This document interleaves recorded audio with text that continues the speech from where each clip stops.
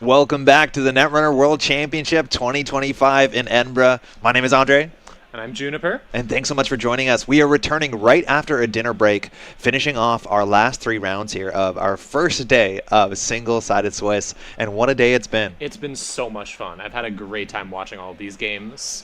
How has your day been? My day's been good. I was on for a couple rounds here at the beginning, and I've spent most of the day just walking around and talking to people, trying to hear the narratives and the stories and the excitement out there. And the excitement is totally palpable. So for those who don't know, today we're doing 11 rounds. Sorry, 11 rounds of single-sided Swiss. And if you want to make it tomorrow to play 3 more rounds of single-sided Swiss for a chance to make top 16, which from a crowd of 360 players seems incredibly difficult, but we only have one player right now in this round who is currently still undefeated, which is a wild task after 8 rounds in such a competitive field. Yeah, Analyze Chris has not lost a single game out of 8 games, which is, interestingly, you don't need to make it to tomorrow, since there will be 3 more games to play tomorrow. Yeah. The minimum is 21. If you get to 21 points, You're good to play tomorrow. That's 7 wins. 7 wins. Yeah. Then you get to play tomorrow. So you could make it to 21 and then start doing intentional draws and drawing it out if you want to. I don't Or know if you can. could just not and keep going. And I'm proud of Chris for saying, no, I'm going to keep going undefeated. Yeah, I think you really have to. There's also the huge benefit, of course, if you make the top cut to be the higher seed, because in round 1 you have the choice against the first place, the 16th, and they can choose the first side pairing, let alone if you get a draw, the higher seed wins any matchup. That's a huge deal. Being able to choose your side pairing in the finals, especially in single-sided Swiss, is just so important. Massive. But it looks like we have a great game here. We have 2 fantastic players, both on 7 wins, 1 loss so far, so definitely still in it. On the left, we have Kikai, you might know as our circuit breaker from this year. Fantastic player, runs the Surveyor blog to do some fantastic data analysis, a huge fan. And speaking of making content on the internet, on the right, that's Rahi. I owe all my Jinteki.net wins to Rahi. Rahi makes a Cyberfeeder plugin for JNet, just my favorite tool. Cannot recommend it enough. We have Leo versus Sable, which is the matchup of this entire event, let's be honest. Yeah, let's see how it goes. Yeah, that is probably the most common. I believe that is the most common to both sides. decks, period. Yeah. Yeah.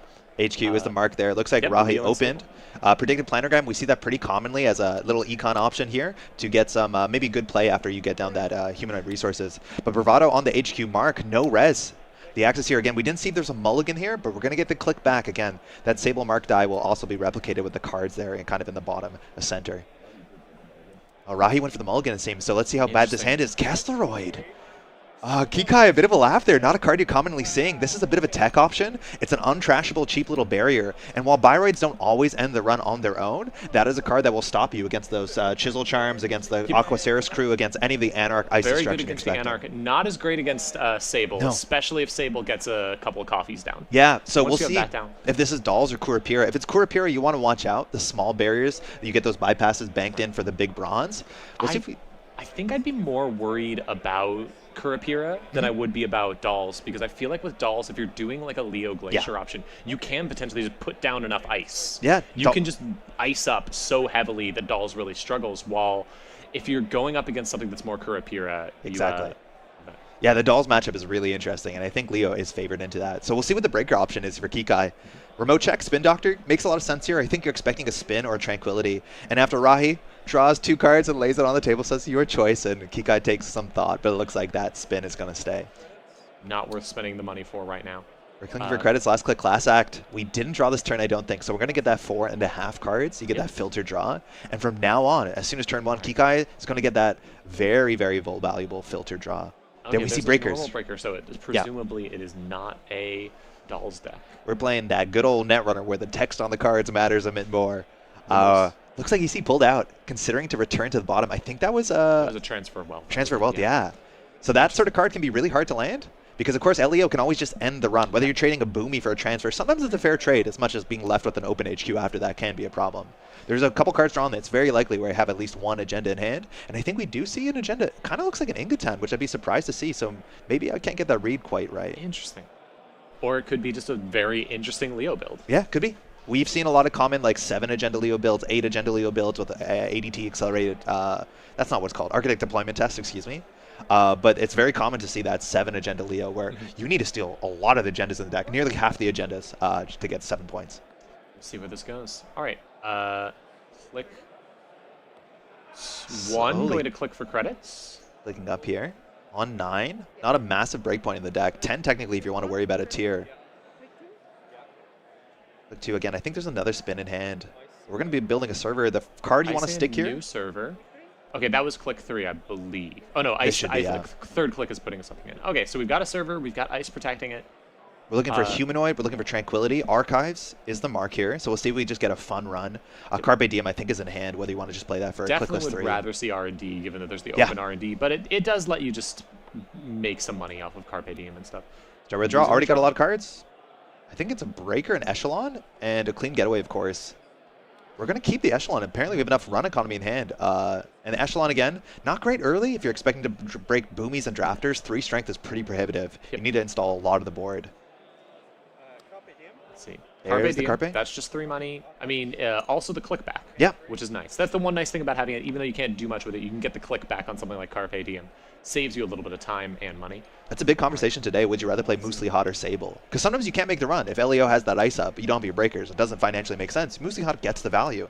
But Sable here, lining up pretty well in the first couple turns. It looks like a bit ice light from Rahi. Has a lot of value, but I've seen really fun stuff done. In a second, the fact that it can cascade into itself is so much fun. It's good. You just have multiple of them on the field. 4 credit economy card is definitely like the floor, but when it empties that much faster, you're feeling a bit better. Dropping, right. Shibboleth. It looks like we're considering it, but 1 credit locked in there. And this has good text, at least for the next couple turns, until we hit that threat 4 eventually. And then you're going to struggle to break things like the expected MICs. What are the code gates running to? Sometimes there's some small stuff, like some fly swatters. But otherwise, for now, we're going to be breaking MIC. If we want to face check it for, I believe, somewhere between 3 to 5 credits. What's the scariest thing you can hit in this deck, potentially? Right now? It's probably running, Onsol. Sometimes, not always. Sometimes they're in there. Sometimes they get cut. Boomies is guaranteed, so you always want to be able to click at least the trash program subroutine, but that's easy. You know, you got clicks to spare in Sable. I think the worst face check right now is probably Drafter. Drafter's always miserable face check. It's never great. So you definitely need to get that Sentry Breaker down as soon as possible. Yeah, we'll see how soon it is, because Echelon coming into strength. Into the server, and then third click is going to be advancing once. Interesting. Now let's see, we're going to res here. We're assuming there you go, the Mersha. Now this will get another ice, assuming that's why we're resing this. Otherwise, you want to keep it secret. This is pretty soft to pinhole, as much as there might be another defensive upgrade. This could second ice there. Now theory be a Tranquility if you don't want to res it to hide that value. Sometimes that's good if it looks like a Managarm, let alone an Anoetic. That is expensive. Only 6 credits to res 2 pieces of ice and whatever's in that server. I'm not sure if you're going to be able to do that. However, the runner doesn't currently have the breakers to get in. Don't currently have everything you need to get in if there's just a simple barrier or something else. Well, this has to be like the Kessleroid, right? Saying, hey, I can res this cheaply and you can't get through it. True. And Kikai, maybe we have a Boomerang, then you still have to guess what this is. At a minimum, you can face check to force a res, but we think the res is going to be 2 credits. I don't know, aggressive push here. You have to worry about transfer angles, you have to worry about pinhole angles, but I think the Kessleroid's actually really well positioned here. A Hagen would be twice as expensive and have an equal face check. Drawing up. There's a Kurapir. That's huge. And a Hermes. Both really good on the sports state if you want to disrupt the score. Both so good here. I mean, there's a play where you just take the Hermes, play it, and then just let the score happen even and just be able to get in really easily. Yeah, you could open up HQ. If you had like a transfer or something, I'd say that might not be the worst idea just because HQ will be open, you can hit it. Yeah. But I'm not sure. R&D Mark II. I think you just take the, I think you take the Icebreaker here, though. We'll see how many we have. I'm not sure what we took. I think we took the Hermes. Oh, wow. So we can drop that run R&D for a single, hopefully get that bounce, return the agenda. You can also hope that you return the ice that matters. That's true. If you hit an agenda in R&D after putting down the Hermes, that's just a back-breaking play. There's our console, the necklace again. If you've played back in the day, Leela Patel, that's the text. When an agenda is scored or stolen, you can return an unresed card back to hand. And so obviously ice, you don't have all the options to res that. Oh, sick, we got Leela on screen. That's great. Same text, but now it's on a stick. Which means, of course, if you are playing Eternal and you play Leela and Hermes, you it's just do it twice. The board goes away really quickly. Yeah, it usually doesn't work because you're playing Eternal and the other person is doing some horrifying stuff, but it's fun. Okay, there's the chop. Just a single running run. For it. Here we go. This is a gamble, but if it pays off, it is so powerful. Massive Axis looks like an ice. Kind of look like a drafter. But that's nothing no here. Results. Whether we want to swing HQ. Again, there will be disruption here, and so Rai can slow roll the agenda if she wants. Gamble to go on HQ. Looks like we're gonna play this. Are we gonna see? I doubt we'll see the run on HQ, but you could just go for it. Echelon coming down again. That's 2 strength, which is a bit low. Just going to click for the credit, let it happen. I assume let the agenda be scored and assume that this is a 4-2 or something. Yeah, it's it at least looks like 4, it. and that means you're going to have to end your turn by scoring it. Show me and an that ADT. means you're going to have to. Okay, good. Yeah. That's an ADT. This is huge. So this lets Rahi get some ice on the table, which can let you defend to Hermes. Now, these are 2 triggers that happen technically on the same when scored ability, but because Rahi is the active player, she has to go first. So she's now going to look at the top 5 cards of her deck, and she can res and install one of them entirely for free. Now, in theory, you can go for an agenda. If you do install an agenda, obviously we can't res it. You have to reveal it to your opponent, which is kind of interesting. But this means that she knows exactly how dangerous R&D is right now, which is really important when the Spin Doctor's on the table, so she can shuffle. Yeah, and also it does let you get something down there that the Hermes cannot deal with. Yeah. Whichever server you're putting this on, that is protected from the Hermes that's about to bounce. Well, you know what, actually? We have Mersha, right? So Hermes, we just fix it. It's that simple. Now it'll move Mersha, which is cool. But Mersha's really, good Hermes tech here. Oh gosh, you're right. Yeah, I didn't even think about that. Because if you bounce something off a server... Just put it back. Yeah. Now, it moves Mersha. Like, that's the problem, is if you bounce the remote server, wherever the ice is going, Mersha's going. And actually hunting down the Mersha while a pinhole makes that simple is, like, a very important part of Kikai's game. What I honestly think we might see here from Rahi is putting something down and then just moving the Mersha to that server to protect it. Could happen. With only 3 credits. Whoa. Oh, wow. You see Kikai's face there? Oh, hands clapped. We're cooking. That is... Take that. A bold move, because you, on 3 credits... I mean, yeah, we have to protect that, but Hermes is going to fire here. So that's an anthill. Move over Nico campaign, move over Auto campaign. We got our own Wayland campaigns, and this gives you good money and good card draw, as much as it is really, really quite fragile. Yeah, so while you can charge a server... I don't know how you protect that on 3 credits. Kessleroyd. Hope. No pinhole. You're just assuming that the Kessleroyd doesn't get hit? I think we also saw the card that Rocky drew off the mandatory. I think she just drew into a little fly swatter, so there's some cheaper ice in this deck. But we haven't seen a single Byroid besides, of course, the Byroid subtype on Mersha, which makes her very valuable in this matchup. Choosing to bounce HQ. So we'll see. Again, I don't know if she has to repair this. The big repair option is transfer of wealth is really bad. She might be able to duck the majority of it by rezzing a Mana Garm on the remote server, but then that server is relatively fragile.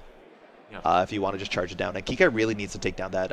All the money that Rahi has is attached to that. Would be a pretty reasonable thing if you say, I don't hate rezzing a Mana Garm if there's a transfer of wealth, just because it does cost the runner 5 credits, and the runner doesn't have that many credits right now. You're going to get 2 more from both of your open markets, but you're still only on 7 credits. I think Kikai would click it, probably. We'll see. That's still 2 clicks from your turn. Yeah. No, for sure, for sure. It's always going to be a good tax, and you still have to trash it. Rahi's thinking again. No more clicks left, but it's all about the Mersha again. She can slide over to any existing server and put a piece of ice there. That's obviously very valuable. The problem is it's going to be hard to protect Mersha while at the same time protecting this, economically pretty load-bearing remote server. We'll see. Kikai glancing at the time here again. Yeah, I think we need to maybe move a bit faster. Hard turn again. It looks like Rahi might have mulliganed into not exactly where she wants to be. Yeah. But the Mersha is going for a very slow slide over. No, not going to move the Mersha, just going to let things go. All right, no move. No trigger. Okay, couple cards in hand there, no agendas. I do think we have a Spin Doctor.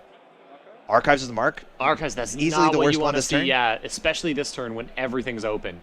You really want to see a transfer. You really want to be able to transfer wealth and get the click back, or you really want to be able to do something else like that. There's a pinhole. This is absurdly good. Clickless for 1 credit. We're going to take down the entirety of Rahi's economy. That is going to be 1 credit to trash the Anthill. Now, in theory, you say anything you want to do because you're technically 2 for 1ing the Spin Doctor, but Rahi's not flinching here. Obviously, the Anthill is the target, let alone who cares about the spin. We have another one in hand. Wake coming down. Going to charge it so cheaply, losing 1 card, known card, Class Act. Fantastic hit here.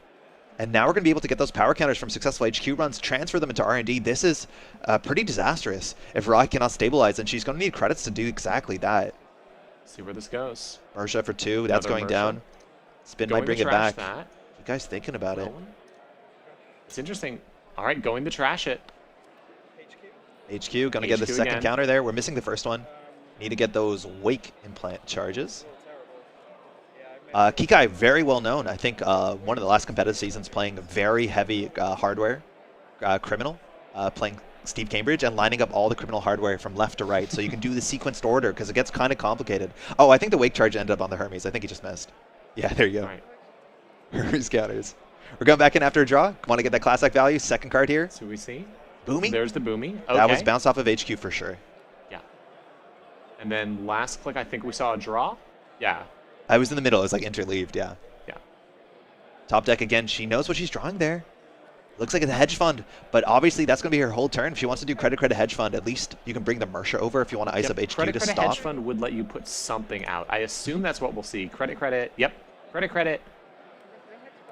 Hedge fund for bringing you up and then letting you use Mersha to protect something. Now the question is, do you protect HQ? You have to. I think the Wake and Plan charge is just so valuable. Any multi-axis that's not attached to a run is incredibly valuable against Leo, right? Because you don't spend those charges until the run is guaranteed successful, which means Elio's ability doesn't just stop you. And an HQ mark here, you're pretty sure it's a boomy. You can obviously just click through parts of that matter. We'll see if we charge this in. How much strength is boomy? 3.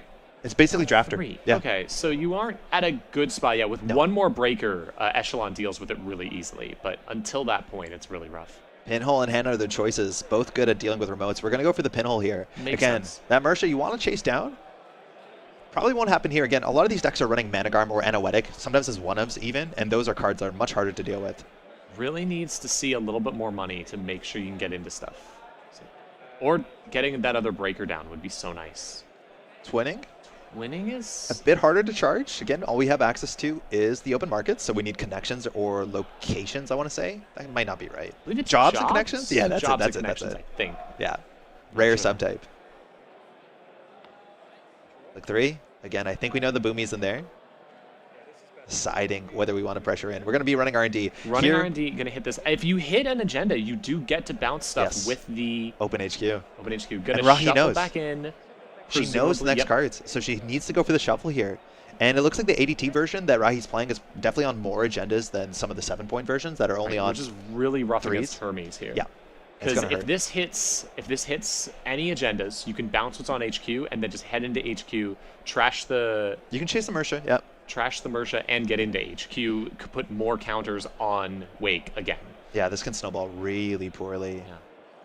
And imagine, like, we looked at the top deck, and the best option there was not ice; it was the anthill. So the top of the deck might have just been operations, it might have been agendas. Also, yeah, that's interesting that that's a good drop. Predictive Planogram stays. Second predictive. Oh. For one. Spending to trash it. What is it? Humanoid resources, very valuable. But no hits. Ooh. No. I like how Rahi cocks the cards on top of the deck that she knows were accessed. It helps your opponent too, but tracking what's known information and unknown information in this game, which is, inherently a lot about information, very, very valuable too. Right. Really wants to find some ice right now, just to put more ice down. I feel like any ice in front of R&D is going to help. Any ice anywhere is going to help. I mean, that's not there. We're breaking lock here. Drew into a seamless launch. No ice. We have a greasing. So I think she has one little code gate, which is broken for 1 credit still with the Shibboleth, regardless of its threat text. Hurts. Greasing the bomb, install a card, gain 2 credits, no tags involved. Taking 2 and then putting down, I presume, it has to be the white space. Yeah. Or, excuse me. No, installing a card in the server. What do we have? Did you see? Nope. No idea. I think she's holding a seamless. Oh, I think it's a Spin Doctor. She had a Spin Doctor or Regolith, I'm pretty sure. Spin Doctor would make sense. Yeah. I think it's a Spin Doctor. Up on a healthy 11 credits. R&D still wide open. Wake charge is emptied. And we've now broken R&D lock. So if Kikai wants to go there, roll a good mark. That's free cards. Looks like we're going for a take back on the last click. To unlateral. Or sorry, greasing. I think we're thinking it through. Not sure. Are we going to... Okay, we're going to undo the greasing again. There's no change in... Your opponent didn't do anything, so these takebacks are generally pretty granted. And going to go for a draw there again. You don't want to get a... You want to make sure that you're always drawing before you're installing, because if your last click is draw, it's obviously not the best ordering the majority of times. I presume that was just a, can I draw before I play my greasing, just in case I draw into something that I might want to install more. Which is reasonable. Fundamental, yeah. You always want to be drawing sooner. Right, what are we going to see installed? Is it going to be the same thing? Is it going to be go back in the server? It might be the same thing. Mind games says it's something else. Took it back on purpose. And we're going to slide over Mersha to get that ice up there again, reducing its install cost by 1. So it's still going to cost a credit. We'll see if that server can be rezzed. R&D's wide open, so if you're counting on anything, Hermes is going to undo a lot of that effort. And R&D mark means Hermes is very, very, very alive here. Let's see. See, that hand has some more money in it. We have a comfortable sure gamble. We're definitely going to be drawing a bit deeper this turn. We've been trying to use Class Act every single turn, and Kikai's been doing a good job to hit that once per turn trigger. Still desperately looking for immediately Jam grabbing. Nuka, yeah. Yeah, like, I mean, makes sense. You need to find that last breaker. Nuka's going to get that gamble out before we commit. And the cool thing here is actually you can play Twinning and then play Nuka off of the job market, off the open market, and actually start building up counters. I don't know if you need to do it. Holding 2 Pinnles is also like really, really great here. Straight Pinnle, checking the unknown card. Could be the Mersha too. Very interesting to see what Kikai's choice is here. Now running R&D gives you the click back, which is quite nice. Okay. I like his way of keeping the click offside. So we're going to start with the Mersha. Again, so much value. That's a second Mersha as well. Yep. And we're down 1 Spin Doctor. And there's a line here. Playing that. And then I presume going to immediately play the Nuka off of this. Yep. And Nailed it. Get 2 counters on there and 1 counter on the Twinning. So only 1 card in hand means you're not threatening a lot of options, but as of next turn, of course, Nuka looks at that 3.5 cards. Top of the deck was an MIC. That helps. That's a good piece of ice. Shibboleth still deals with it all right. Oh, wait. She jammed an agenda. I think she drew an agenda instead of the Spin Doctor. I think that take back was sick. Another ADD sneaking through. Rahi just cashing these checks. Look at the top 5 once again, and I do believe she still has a Spin Doctor in hand, so if things are disastrous, well, I guess her turn's over here. But the top card is definitely nice, and it looks like a big one. Another ice, that's a drafter. Analytic Void is a big influence tax. I don't know what that last card is, and second one evades me as well. Any of these could be really good, especially if there's putting a really big, scary ice on R&D. Oh, it looks like Hedge Fund into Humanoids the last 2 cards. We have Eagle Eyes around the table supporting us. This is great. Top of R&D is totally safe. She's not flooded. She's going to get some good free ice. The question is, where does she want to put it? Kikai's board state pretty good. Money's a bit light, but the card draw will get there. Drafter on HQ, leaving R&D open. Well, she knows it's safe, right? Yeah. I mean... That's wild.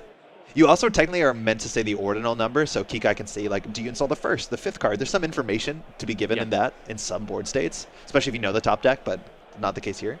Or you know more cards. Drafter's an interesting choice because it is breakable. I know, but you see she's keeping HQ sealed. She had to just put something there so that when the Hermes bounce, it's not just an open, open season. Yeah. Getting the HQ mark as well, Drafter. Currently, what are we breaking that for, 5 credits? Yep. Disgusting. As soon as we find 1 more breaker, then it goes down to 2 credits. But we know 1 Kurapir is on the bottom. So these decks usually run 2 Kurapirs, so there might be 1 more. Maybe we have a mutual, maybe we have a boomerang. But currently, 1 of the Kurapirs is nearly as far away from the bottom. Starting with... That's not useful, but the Hermes returns to the bottom. Yep. Those cards will be better a bit later. Whether we're going to keep drawing here. Looks like we are. Still looking for it. We want a Companion, we want a Chesva. Chesva would also be very, very good here. There's a Companion at a minimum. So again, Companion's a nice, easy way to fill that Twinning. However, Chesva's the simplest way in Criminal. Oddly enough, that Leech is pretty good here since you're stuck on the 2-point, the 2 credit or 2 strength. Yeah, huge difference. Echelon. Just it's a 3 credit token. Just being able to get 1 more thing is so worth it. Yeah. Yeah, I really like Leech. You're seeing it more and more in these Sable decks, and the idea is with like Sable's ability and things like Chesva, the Leech gives you the ability to take value from your Centrals runs, which are kind of, putting Mystic down. They're subsidized, and then put that into the remote run. Yep, and they're playing Leech. Passing over. Now, not a lot of credits. It looks like next turn we're going to probably try and Bravado back into the Econ, because otherwise we're a couple clicks away from dropping a sure gamble. Rahi's drawing. I think Humanoid was the 5th card, so she's not close to getting that into the remote server, as much as 2 Pinnles might intervene. Kikai adjusting his mask. We have 17.5 minutes in the round. I don't know if you saw outside. It's definitely getting darker in this room. They're trying to pull out more lights, but this table is the most well-lit table in the room for sure. And luckily we're going to have quite a match to light this well. Putting another card in that server. I don't know. I think that's a spin. I'm not 100% sure what's going on. I mean, we said it was a spin earlier. Yeah, I think it was a spin, right? Was it not? That's what we said earlier, and it wasn't. So who knows what this is? So we still see a Boomy in hand, and maybe 2 Boomies in hand. More ice. Just icing everything up. Finally seeing a point where you successfully defend after spending so many turns just getting lucky off of everything. Ooh, HQ, not what you want to see. Top of the deck is still entirely safe. But the big thing here, hey, we're on 4 points, and we know where 1 Seamless is. So if Rahi wants to push out a 5-3, which there might only be 2 in the deck, maybe there's a 4-3, right? Those vulnerability autos do sneak in. By just drawing? You do like that clean getaway? Clean getaway definitely helps with econ issues. Yeah, easy charge. Taking the transfer of wealth instead. Oh, for real? Huh. I guess we're hoping to get in there.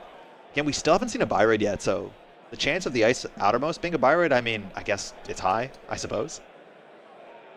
Just taking some credits here. We're going to play that sure gamble out, use the Mystic Miami credit. That will charge the twinning, and now we're at a comfortable 9 credits. Yep. Probably just going to pass the turn and say, hey, your board state isn't developing pretty quickly. Mine seems to be developing a bit better. We'll see. I mean, you're down by 4 points, though. So at any point, like... There's that spin. Okay, it's real. So that is a hedge fund into now a humanoid. So I believe Rahi has something to jam here. So immediately going to go use that spin back. We'll see if the Seamless goes straight back in. Looks like it does. And then probably want to put a Mersha as my guess. Make sure you have a defensive option. Oh, Flanagan. Yep, okay, Mersha's going back in. Getting them both back in. The second Architect from the set. She's deciding if she wants to go for that shuffle and kind of lock that in. Obviously, we can still separate those 2 cards. And the hand has that Anoetic. It has more money. It has the humanoid. So she's set up here. She might not even play the hedge fund because you kind of want to make sure you have an option off the top. Oh, that's a shuffle counter? That's sick. Reminds you to shuffle later. Okay, so now we have the money to res the ice on the remote server, and then we'll probably put the humanoid. And then we always can play like a predictive or something we draw here. We'll see if the pinhole threading, which off of the Mystic, quite nice. Whether that's going to suss that out. Both those things on the server. Oh, and then putting an ice on archives. Keep just to completely lock the runner out. Yeah, it makes it really hard to play pinhole, right? There's no easy server. You can always like throw the Biroid to stop the pinhole if you think it's necessary. It also just stops like the easy clean getaways, the easy Carpe Diems. Hitting HQ again for the first, once again. You get a good die. Keep your good die. 15 minutes left in the round here. A lot of run events. Again, barriers we can't deal with. A Hagen actually eats your, if you're worried about losing your leech, that is one way it can happen. We're going to start with Nuka, draw again, that 3.5 cards. Looking for that Kurapira for sure. Found a Boomerang, that helps. And then a bunch of money. Boomerang certainly solves the drafter problem, potentially. Yeah, I think it's the outermost one that you're more worried about, right? Like if it's a Hagen, it's a Braun. Heaven forbid another Kessleroid, right? Like you have to deal with that. Maybe you can pay 4 for the drafter. Maybe you can try and get a leech counter first. But it looks like Kikai really wants to get that transfer across. Maybe the remote server is also where we're charging here. Boomerang pinhole off of another central is an option for sure. Yeah, Boomerang's also really interesting because if you Boomerang like Boomy, you could trade the Boomy for the Boomerang. Could also potentially Boomerang R&D and go for the, once again, looking for any agenda. Yeah, and if you find it, bounce something. Yeah. Rahi can respond to that by like rezzing the humanoid, which is the heads-up thing to do usually. That would give you a counter to... Yeah, for sure. Yeah, you do want to get the 20 counter every turn. Kikai's going to plan the whole turn around that, at least as much as he can. He's thinking here again. The board state got much more complicated over the last couple turns relatively quickly, and it looks like there's the Boomerang line. R&D. And then I presume we'll see just... Bravado, maybe a pinhole. Yeah, Bravado in, get a ton of money, and be able to see 3 cards and hope that you get to bounce something. So we had 6 credits. We're going to spend 2 real, 1 fake. That should charge the twinning here. That's a huge trigger. We'll see if we get it. And then after this run, we should be getting 7 credits back. This is last click. We're double checking. So if you end the run here by throwing a Biroid, that will stop it. We are beyond the realm of the known ADT cards. Now that would suck because it would... ruin your Boomerang. You wouldn't get that shuffle back in, but you would still get the Bravado credit, so you're still going to get a lot of money. You might not pass it, which is interesting. Oh, MIC. MIC. Pretty big. No clicks left, too. As much as I don't know if you want to trade a 6-cost ice there, but here you just break the end of the run and say, do what you want to do. Like, if you want to trash your ice, you can trash your ice. Looks like we're through. In theory, you can end it before you're through to deny the Bravado credit, and Rahi there is going to res. There you go. Res the humanoid to make sure it can't get bounced. So just a true single axis here. And 7 Bravado credits. Actually, no, it's not even going to be single axis. We're going to see 3 cards. 3 cards, yeah. And you get the leech counter, which is fantastic. Very good counter. Let's see how this goes. Well, we finally see...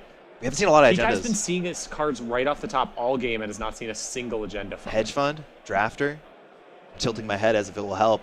Into a Mavirus. That's a purge. Oh, there goes the leech counter. The leech counter. Not going to trash it? It's easy to trash, but not a great draw for Rahi. So sometimes you want to leave it unless you want to see deeper in the next couple turns. So it looks like we're going to trash it to make sure that we get out of R&D lock sooner than later. Makes sense. All right, we got money. We used some twinning counters, but Rahi's now going to be drawing those known cards and breaking lock no matter what. We also saw the hedge fund, which is perfect for the humanoid. Also, that MIC is so rough here because you've lost the... Your shibboleth is down. Yeah. Yeah, it's really, really quite expensive. How much is that? How much it's bad. Does that cost at this it's point? 5 to 7. It's really bad. Oof. Yeah, it's 5 if you run last click, which, like, good luck.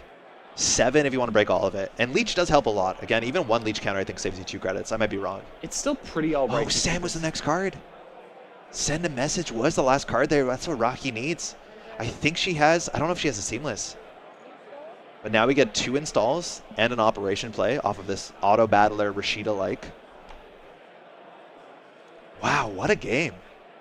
Everything that could possibly go Rahi's way has gone. I know. It looked bad, and then it's just kind of pulling together. I feel like it shouldn't work, but every single thing possible has just turned out. Now, the boomerang shuffle is important, too, because we knew the Kurapira was like 6 cards from the bottom, something like that. So now at least one of the Kurapiras will be mixed into the mix. Double install. There's the hedge fund. So comfortable, I want to say, what, 12 credits, give or take? All right. There's no way of knowing. Now, once again, you can see 3 cards from R&D. You could go for that. It's expensive, and we haven't seen a Chesva yet, but it's only a matter of time. The Dirty Laundry, or sorry, Clean Getaway will make that cheaper, too. But 2 cards are installed. That makes it a lot harder, right? Like, you're not 100% sure which one you need to Hermes, as much as I'm not sure Rahi has the setup. There's a Kurapira. And the boomerang. 2 boomerang. They keep coming back. Finally, all the tools you've been looking for the entire game. So we have breakers. Our hand is money. Let's see if we start throwing the transfers. Now, the issue with that MIC is that you can't do that last run, go on MIC, and hope you can bounce the it's hard. thing, because you can't just be like, I'm going to bounce the agenda. All right.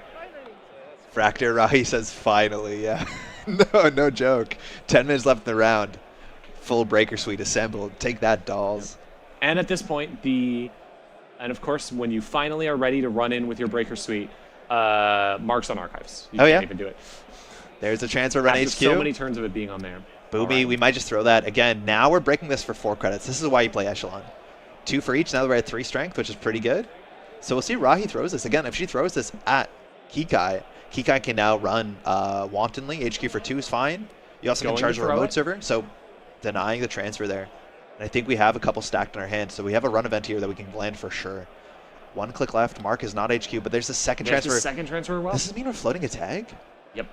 Whoa, with a loaded twinning? I think we're just throwing that into HQ, hoping that the humanoid... You might lose the twinning, but you're going to get the Wake Implant counter. No, that's true. Yeah. And you deny the corpse only on 5 credits, so unless there's like a hedge fund or something, that would be going down to 3 credits. And at that point, you can just keep running. Yeah, Wake is really good here. That's a cheap HQ, that's for sure. Single access. And you can use the twinning counter here. Yeah, we do. Yeah, to get in. Sure. Yeah.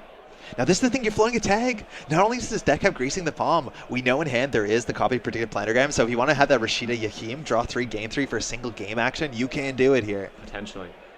And we know almost certainly there's an agenda in that server. Let's see where this goes. Send a message. It is in the server if I'm not mistaken.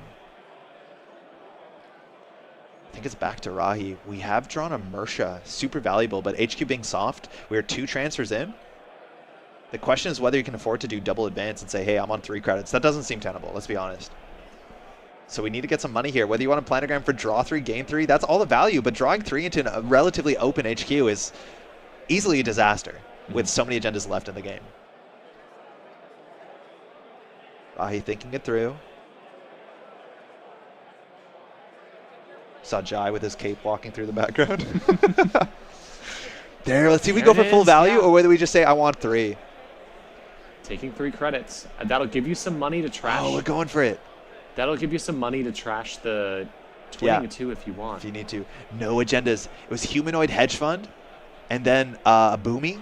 Yep. Just great draws. All the agendas besides the Send a Message, which is the winning Send a Message, are still in R&D. Every agenda that's been drawn, Rahi has been jamming. Now we have a lot of options here. Mersha again can just give you that click compressed card installs. Could put the 7 minutes left in the round. Could put the Boomy back on HQ just to. Yeah, I think Rahi is calling for a judge just to make sure I think time is respected, because I think time is definitely favoring Rahi here. Kikai has just fully set up and now wants to put the pressure on. So I think we're going to ask here for a judge call just to make sure, again, you have about, you want to spend less than a minute on a game action, but I do respect that this is a very complicated board state on very narrow margins. This whole game has been it's difficult. Has been coasting yeah, on. He's definitely been playing very slowly, but has been thinking a lot about every move. There you go. Hedge fund. Trash the twinning. All right. Here we go. And it's back over again. Agenda still in the remote server. Archives again. Yeah. Oh. Okay, so it looks like we have a judge watching over. Make sure the game is moving on at a speed. That makes sense. And 6 minutes left in the round. We have just about a full hand here. Now, this is not the worst position to be in because there's only one thing on HQ. So you can hit that a bunch and then try and get into R&D. Yeah, we might see that big swing here. We love a cup of coffee. We love an HQ or an R&D mark. Unfortunately, this is not the turn. Right. So there's a clean getaway. Super cheap coming through with Mystic Miami's Wizard credits. Due to break, we're going to get a Leech counter, going to get a Wake counter. Going to get 6 credits. All those counters are going to help with getting through the MIC too. Kikai can do a lot of damage. I think if you can figure out where the agenda is in the remote server, bounce it to HQ, return to HQ, you have a lot of work here, as much as we'd have no more HQ multi-access. Especially. Boomy's the axis. It's now, I think Kikai feels pressured to play a bit faster, which, again, that should be at least 1 counter. Maybe 2? Again, running Archives is also trickier, even for value, because there's a virus in there, so you do lose all your Leech counters. Yeah, so you got to be careful with that. Let's see. Okay, thinking through. Running again. Yep, getting another counter on that Wake implant. Another Wake charge, super important. We're going to be cashing in a Wake. You can use 3 charges, if I'm not mistaken, to see 4 cards. It sees a bit deeper than the twinning. Access, that's the same Boomy 1 in 5, if I'm not mistaken. And now I presume we're going to see 2 runs into R&D. Yep. Running into R&D, going to use the counters to make it that much cheaper to break. Yeah, single counter saves 2. Single counter. So this costs 5. So you want 2 to boost, and then you have to break all 3 subroutines. Using the MIC doesn't seem really worth anything. We have a click left, so we're going to see 4 cards here, which can easily lock the game. If any of these are the agenda, this could be a huge deal on agenda. Stays. Stays. I think that's a Tranquility. Yeah. That's a send a message, huge deal. Message. Now, Hermes fires before the ice is rezzed. So I don't think we're going to be bouncing ice here very likely. I think you need to bounce the card in the remote server you think is the agenda to force the reinstall. But we'll see. So we're going to go for that one again. The agenda. I think 2 were installed in the same turn, so it's a 50-50. Sam res. Now you get the res. Let's show us a big old Brawn. I think you see the Kessel right there. MIC just as good. Yep. Fantastic. 2 more cards here. Stays, that's a planogram. We are still tagged. And last is a seamless launch. Yeah, Mystic is the miss trigger here. That's mandatory, so we have to police that. Yeah. That was the last click. Yeah. Yeah. No, we have one more. We have one more because I think you just wanted to see the last card again. It was a seamless. Knowing where those are also very important to understand the corporation's reach. Because right now, Rahi needs 2 seamlesses. Running on HQ again. Yeah, hoping that we hit the bounce card here. I think there's a 50% chance that is a 1 in 6 chance that is a send a message in there. Nope. But just the Tranquility. There's a chance that's what bounced. Not 100% sure. All right. Gets you another counter. Now you're down to 2 credits, which is rough. I think we still have a Carpe Diem in hand. So if we have a good mark next turn, that's something. But the thing is, you don't have to run R&D now for a couple turns because you know the next, 2 to 3 cards? So you have R&D on lock. So as long as Rahi's not winning, which in theory Rahi could go double advance here and say, hey, I got 2 credits. I know R&D is clean. I know HQ is clean. You have 2 credits, Kikai. Can you get in the remote server? I think Rahi can easily push here. Checking the board state. This also puts Kikai in a much better position just in terms of, like, if Rahi takes this entire turn. If the game ended here, I would assume that wouldn't happen because that would be pretty slow play. But if the time ended here, Kikai can get 3 points and win the game. No, she's on 4. Right? Yeah, but if it went to time. Okay. Yeah. Oh yeah, sorry, yeah, he has 3 points. Excuse me, I thought all these shit together. There you go. It's all advanced. She has a window. The card that was bounced was actually an Anoetic Void. That went back in. Oh wow. So Kikai now on Mystic, 2 Mystic credits and 2 real credits. Knowing R&D is safe, knowing HQ is clean, knowing Archives is clean. The best Kikai can do, I think, is HQ is really good to see here. Yeah, that's fine. If Kikai has the money here, can charge, again, I think you need 2 more counters off of the Wake, and then you can see new cards on R&D. Maybe you only need 1 more counter. But this is looking like the last turn here, and Rahi's being very comfortable with exactly the pace the agendas have shown up this game. All right. do have the Carpe Diem in hand, which is really good because it gives you a little bit more credits just to get in at all. And you're going to need those accesses. Yeah, you have to assume that the MIC is going to be fired this turn. Yep. Either those 3 leech counters are going to be so important here. So again, can you contest a remote server? 2 credits, 3 leech counters, assuming at least 1.5 defensive upgrades and the LEO ability. That's sort of offline here. All right, so click 1. Yep, going to see this. Carpe Diem going to be +4 credits. HQ is the mark here, so we're running. Yeah. If you want to break that, you don't have to make the run, but it does give you a click back, so we're going to spend 2 to get a leech counter, an access, and a wake implant charge. The wake is the most important here. Now, I believe there are no agendas in here. We'll see. This card accessed, just a drafter, flipping that over. Only about a minute left. If Kikai wants another turn, it's not going to matter if Rahi has in the remote server, so he can really take his time here. Hand is a bunch of boomerangs. Can we see MIC? Can I see it on the screen? Yeah, so 4 strength, 2 loser clicks, 1 end the run. Right, so 4 strength with 4 leech counters. 3 credits. And Tripp Mirror is at 1 right now. Yeah, the shibboleth, yeah. Or the shibboleth's at 1. Exactly. So the first time through, you have to break all 3 subroutines. Oh, we're running HQ again. We've done the math, letting drafter fire the install clause. Now, you could put them a virus on HQ and purge out the leech counters. Actually might be impactful. Oh, we're adding the add to card. Yeah, that one makes sense. The install card letting one the other one work. happen. Yeah. So we're going through. I wonder saving a bit of credits. I feel like I would have put the virus in hand. Yeah, I think that's actually a really good option here. Yeah, just give you a chance. Yeah, the 1 and 6 for the very important purge here. If you purge the leech, you instantly win, I think. I like that a fair bit. Right, let's time it around. Oh, that would have been the virus, I think. Unless she has more than 1, she might. All right. Now we have 3 clicks left. You can do boomerang, run, R&D. That's one of the options as well. That means you don't need the leech counters. I think you can't just use leech counters again. We're going to see 4 cards. I think we see 2 new cards. So 3 clicks left. Yeah, we need a huge bounce here. Unfortunately, time is called. So if you steal here and get a bounce, you will win on time, unless Rahi somehow gets greasing into the 3-2 luminal. But I don't think you can do that here. This might actually be the game. Not going to trash it to? I don't know if the clicks left matter. That's known card. Known card. Now we're in unknown territory. Stays. Stays. Oh! Kikai has 2 clicks left. The agendas are nowhere to be seen. Whether you want to check archives, put that remote server, that has to be game. No credits left. Timer has gone red. Could not find any agendas. Saw so many cards in R&D this game. A lot of cards. The flow of agendas for Rahi have been absolutely perfect. Netrunner, I've been saying this all day. Netrunner isn't just a game. Netrunner is a game with so much luck in it, but more than that, it's a game about getting lucky and then perfectly capitalizing on that. Right, and that's what you see the best people do is get lucky in a way, find the thing that gives them the opportunity they need, and then immediately make it work. Immediately find a way to make that win the game for them. This is the only thing we can do, run HQ. Yeah, We're going to let all the subs fire. We just got to touch cards here as much as I'm not sure those card touches can do anything.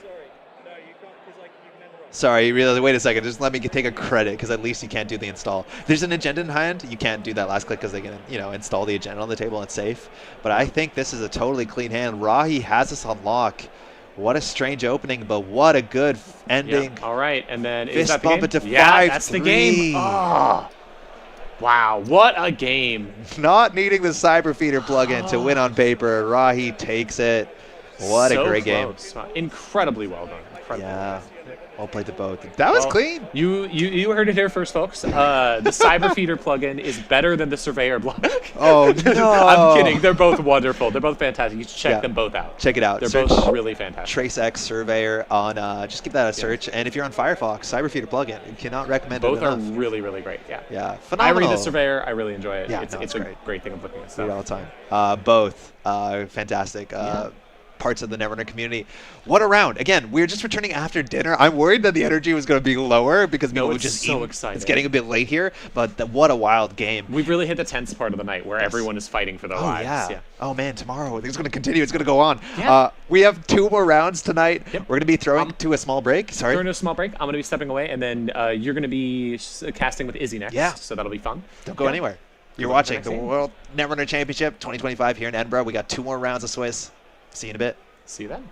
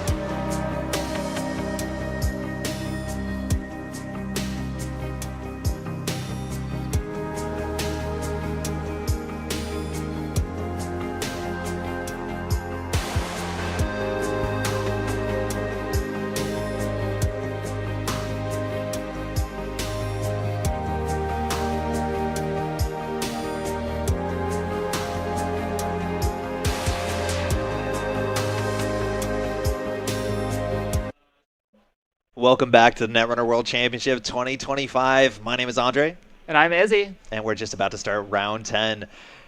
We have still an undefeated player today. Yeah. I think Chris hasn't lost a game. Not a single one. And we have a couple players, again, vying not only for tomorrow. I think these players are probably going to make it tomorrow. They're killing it right now. But again, every single point matters when you're looking for a top 16 in a field of 360 players. Absolutely. Such a competitive field. Now, we have two really prominent European players. On the left, we have Cable Carnage playing Hoshiko.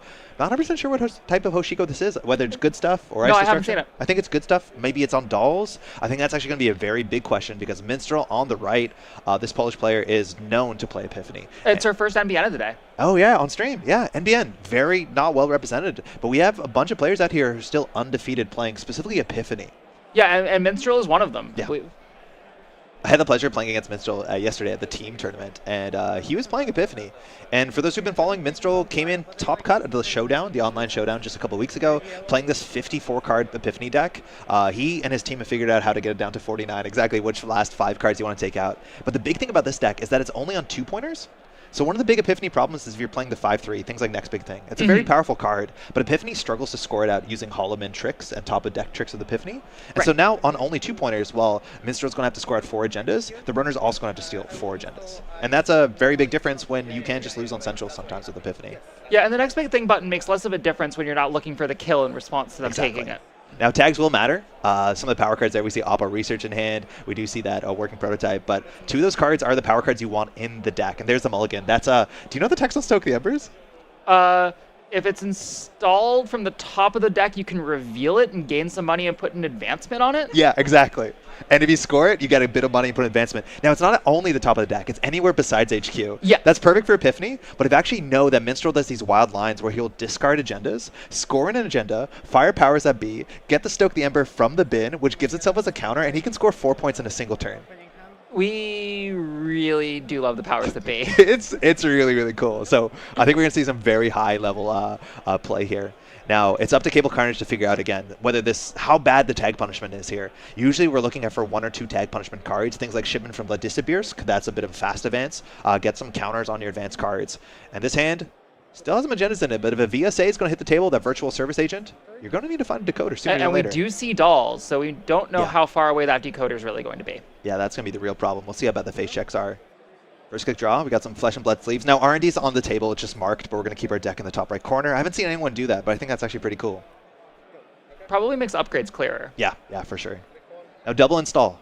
The big thing about Epiphany is that you get the power counter once, or the first time a turn that an agenda is scoring or something is trashed. Dr. Nuka going to draw 3 cards. I believe that is the special from... There was like this ARG game that... oh no, the name of the store in the UK. Oh goodness, they're great. I don't know if I know this one. Yeah, there's a B1001 Jai is showing up. Again, this cares about tags. It's 3 to trash to give the Epiphany counter, but we're just kind of trying to find out the federal fundraisings, trying to find the balanced coverages. Raindrops cut stone. Good against ice, but still good just as a dirty laundry, a clean getaway like. Red orb looks like it's coming down. That's not a Rizeki, it's a fermenter. Same kind of idea though. And we're going to flip on Hoshiko gun. These really are the things you want to do the first turn on Hoshiko. You touched a card, you flipped over, you've got a fermenter cooking away, you got card draw. Like you're happy as runner here. Balance coverage. Looks like we whiffed the name. So if you say acid and then you don't reveal the card, it means that we've drawn into an operation, an ice, or an agenda. And it looks like agenda was the case. That is a freedom of information, a 4/2 that loses advancements requirements based off of tags. The tag mill. That's it, right? Yeah, the tag mill. Install on the table. Keeping it cool. I don't think Minstrel has a fantastic hand here. We're going to be icing up the balance coverage. That's one of the big 2 economy cards on this list. I believe we're looking at this and the Public Access Plaza. Fermenter clicking up. I do think Cable probably has a copy of Offensive Fueno on the list. We're going to start with a sure gamble. We'll see if we're going to check the table. Sometimes you want to flip in a Hoshiko. This is a matchup where checking the table seems a bit important. Raindrop straight into this. I think it's going to be 2 tags. Oh, just 1 tag? Lose 1 credit. Dolls are really big today, and I think VSA, especially in this last tournament, the Showdown, did so well because the Dolls decks don't have a good way of dealing with this thing. You're always going to get a tag unless you break this with a decoder, and some of these decks just don't have a decoder. In theory, like a B1001 could have just ended that run, and then you have to deal with the B, then you have to come back. It puts a lot of effort, pushes you in different directions. Clears the tag for you, though. Yeah, that's true. Now here's a question for you. Jai's been going around asking people if dolls are going to win Worlds. What did you vote for? I voted no. I also voted no. I think, you know, the VSA is there, the Hagen's there. Yeah, Hagen's good. There's the Jinteki, Samaxamoon. There's so many pieces out there right now that are just like a little bit of dolls tech that all need a slightly different answer. Yes. And it's hard to answer all of them with dolls. Exactly. I don't know how much dolls we've seen on stream so far, but I do enjoy playing some regular breakers. Bringing down that's a federal fundraising, a power card as well. Knowing the top of the deck is super important for Epiphany. We have one counter to look at the top 3. And we want to put a Holloman on the table, want to keep it safe. You can score out the Stoke the Embers for surprisingly few credits, even by paying the 4 credits on Holloman. Yeah, the credit refund on install and score is... Oh, it's so good. Mini off-world office. It's one of the best feeling agendas to score. Yeah. Oh, for sure. Now, Cable's going to play this, I think, nice and slow. Keep that Fermenter until you get basically Oppo Research. Oh, you need money suddenly now? Because I don't think this corp can purge. And speaking about getting money, that Fencer is huge getting that early. She's been finally showing up to the parties this year. A credit a turn to trash cards. Hoshiko likes touching things. Now, the board state didn't develop massively different from this to the last turn. So I don't know if we're going to do much here. I think Cable can enjoy the non-digital Hoshiko for a turn. There you go, and there's the flip back. Turning to Minstrel again. Any turn you don't get the Epiphany counter is really, really important. That counter is a once per turn ability and gives you so much reach. Powers, we're scoring out. Oh, headline. 3-2 to give a tag. Now this will give you an install from the bin, a federal fundraising, or a balanced coverage right behind that VSA, which is going to be a struggle for Cable to deal with. And a really big question, I think, for this matchup is that I suspect this runner deck is going to be very resource heavy. Like, I expect, especially now that we're seeing companions, to see twinning as the multi-access, the Fencer itself being so important, keeping these assets down, having the economy to clear the tags and just keep ourselves, you know, clean is going to be so key to the flow of this matchup. So not taking too many tags at the wrong time and having to drop down low at credits at the wrong moment when you stop being able to contest those critical assets. Exactly. I think that's going to be really key to sort of the flow of the game. And it's going to be really key to see how Cable manages the installs to keep the economy flowing to be able to manage that. Now we played the no free lunch kind of like an instant, just removing the tag. We have some more money coming in with the sure gamble. We're running HQ just to get that Hoshiko flip this turn. There are agendas in here. Seeing the Oppo Research, it wasn't played a couple turns ago, and luckily here Minstrel has no money. So you can't even res the balance coverage. It is 1 to res. So we're going to be clicking for credits, and Leech might not be necessary. Let's go digital. Get 2 credits. Draw a card next turn. Lose one of those dollars. No Epiphany counter this turn. So when I was playing against Minstrel yesterday, I said, okay, it's fine. You don't have a lot of money. I'm not too worried. And that's when, oh, off the top of the deck. Oops, it's a Stoke the Embers. Next turn, you can do the same thing. And, like, Minstrel wants to push the game forward. Like, scoring out to go to 0 credits is not a line you often want to do in Netrunner play. But Minstrel's relatively okay doing that. I do always like when a deck's comfortable. Now, one question I'm wondering, when is the right time to use that Epiphany counter? What are we waiting for? What is the moment? Yeah. I don't think we're spamming the table. I think we're just trying to find that scoring threat, that sort of like combo. And it looks like we have a good combination here. I believe that's a Hannah Wheels Polintra on top of the Fencer Fueno is going to fuel the twinning. We're going to flip back. Again, there was a purge last turn. So Minstrel not getting any credits. There's the Epiphany. We have a Stoke on the top.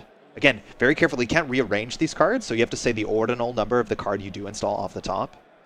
We know the whole board state is actually known here by the runner, so can be quite comfortable here. 1 unknown card. I think the top of the deck's an agenda. And there's this really weird thing where after the runner or the corporation fires the ability, you think the top of R&D is safe, right? Because if it's an agenda, maybe they would have moved it. Maybe they would have iced it. Maybe they would have done something. But sometimes you have to just be chill and say, if there's an agenda on top, I don't think you're going to check it. Yeah, absolutely. Players who play ADT know this all the time, right? Sometimes you just have to leave the agenda there. Trashing there, going to get the counter. Going to get the 20 counter as well. That's Hannah. So this is clickless. We're already now a 5 to maybe 6 click runner if you think Hoshiko's text is that good. And it is. I have 6 cards in hand. 6 cards in hand. Calling a judge here. Judge! Big judge call. Good yell. You see them coming in, descending from the back. Now, I'm not 100% sure how this is resolved all the time. Sometimes it's a random discard. Not that much has happened on Cable Cartage's turn that has caused too many decisions here. Now, this will give you an incentive to check archives for sure, and I think there is agendas in hand. But we're going to do that net damage. Throw out, that is a character, Prism. Flesh and Blood. Hitting the bin. Click 2 straight check archives. Like, feels bad, but I think you want to do it every once in a while. Just be like, okay, I'll find out what I've done.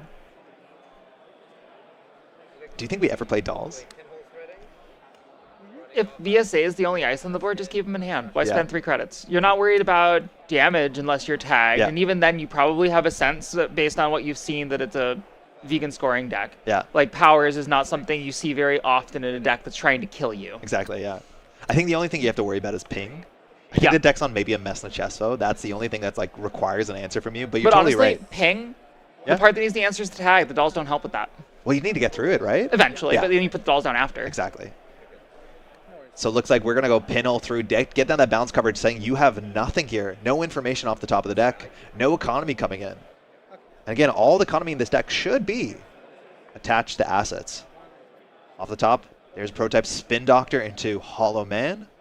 So the working prototype behind the ice makes a lot of sense here. Is that the Hollow Man going into the remote? I thought it was the prototype, but maybe you might be right. Prototype, yeah, makes sense here. The swirly card in the middle was a Spin Doctor? Yep.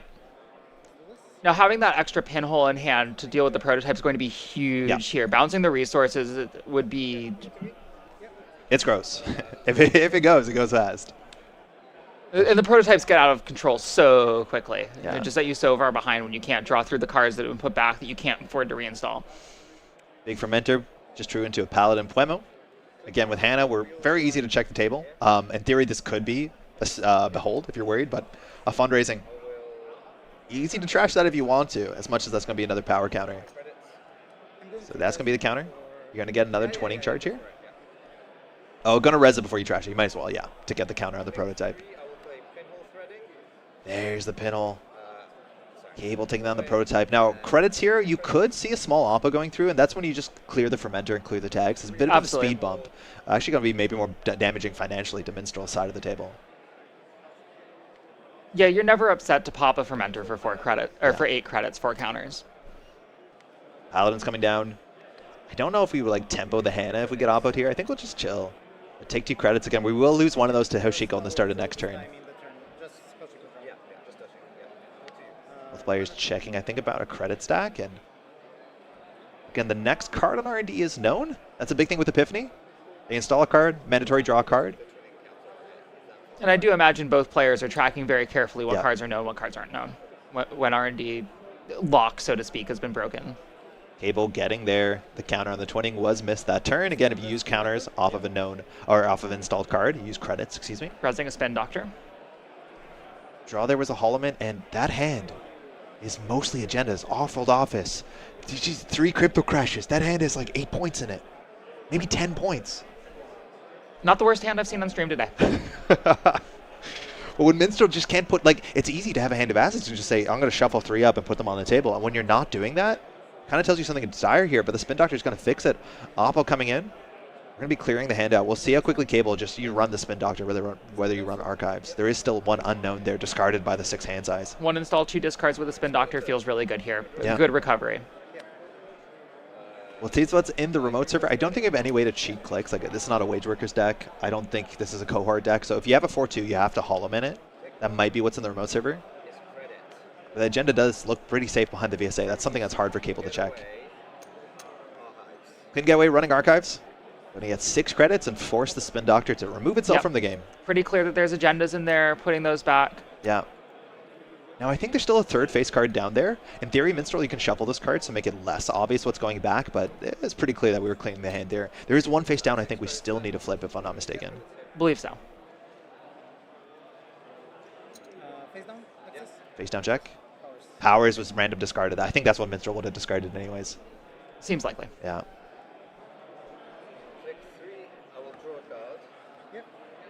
Click 3, we're drawing.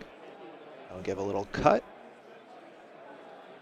Cards in hand, not very useful. Like, Cable is staying afloat. Got good drip economy coming in, of course. My Fermenter is still just chilling. We can't really tell how tall it is, but we're going to do a Hannah run on that.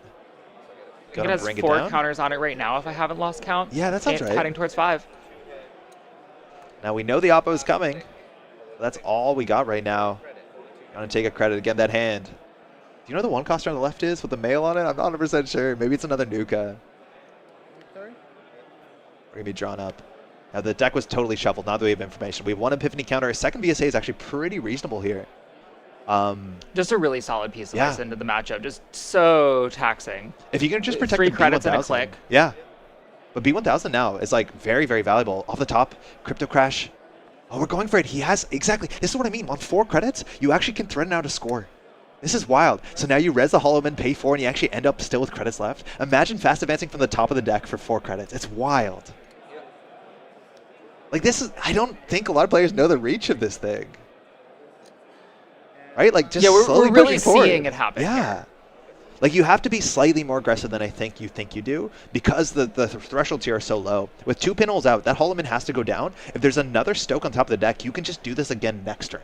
You install, you get money, you pay 4, you have a click left. Of course, even after no you do it. Epiphany counters. Yes, That's exactly. Got to be the other VSA going outside it. That's take 2 tags, lose 2 credits to go touch the Hollow Man. Yeah.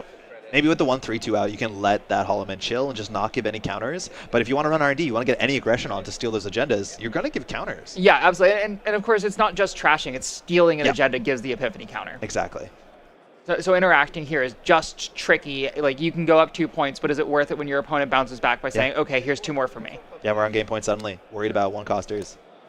It is a cupulation. Oh, sick. More tag mill stuff. We're checking this. That has a counter on it, just to remember that it's marked.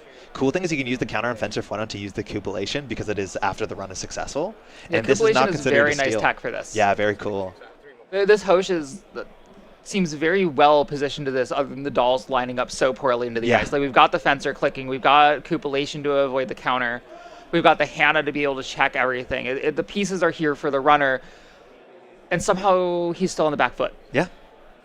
Needs to keep up. If he deals with the Hollowman again, it looks like we're checking this, going to take a tag. Outermost is another VSA. We're 2 tags in here. Okay, fires. So we're going to lose a credit, take a tag. And do we jack out here? Yeah. Yeah, absolutely. You have no money. We're okay here. We're going to clear the tag. No oppo threat. We're just sitting again. These matchups are not about seeing as many cards as you 10 credits can. off the Fermenter feels really clutch here. Purge would be pretty bad. Right, like for a lot of players, hey, I have a 20, R&D's open, send it. But this is about controlling the board state. This is a bit about, like, you know, pressuring your opponent, pushing them out of the game, which, like, you know, a Minstrel's still staying in the game. You will have time to spend those twinning counters. Exactly. Sending them now does not get you closer to winning the game. Yeah. In a really meaningful way, it brings you closer to losing. You know, and speaking of winning the game, the one card that's been in hand since turn 1 is the finality.